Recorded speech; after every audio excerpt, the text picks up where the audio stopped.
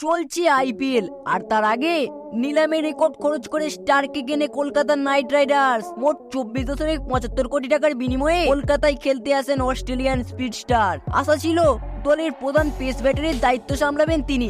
এমনকি মেন্টর গৌতম গম্ভীর জানিয়েছিলেন যে মুখ্য খেলোয়াড়দের তালিকায় খুবই গুরুত্বপূর্ণ তিনি। কিন্তু বাস্তব চিত্র বলছে এর ঠিক উল্টো।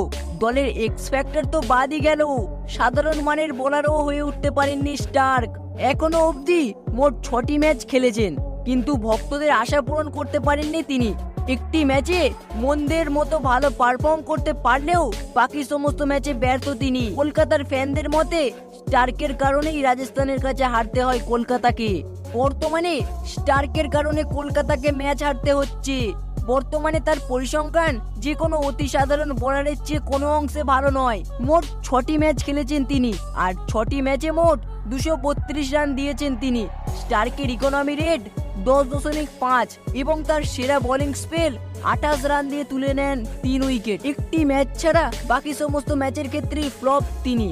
উল্লেখ্য যে রাজস্থানের বিরুদ্ধে ম্যাচে 4 ওভারে কোনো উইকেট ছাড়াই 50 রান দেন স্টার্ক, আর তাই স্বাভাবিকভাবেই তাকে বসিয়ে অন্য কোনো খেলোয়াড়কে নিয়ে আসার দাবি আরো জোরালো হচ্ছে। কলকাতার টিম ম্যানেজমেন্টও খুশি নয় স্টার্কের পারফরমেন্সে। এক্ষেত্রে স্টার্কের বদলে আসতে পারেন শ্রীলঙ্কার পেসার দুষ্মন্ত চামিরা অথবা ওয়েস্ট ইন্ডিজের শেরফান রাদারফোর্ড। দুজনেই দারুণ বোলার।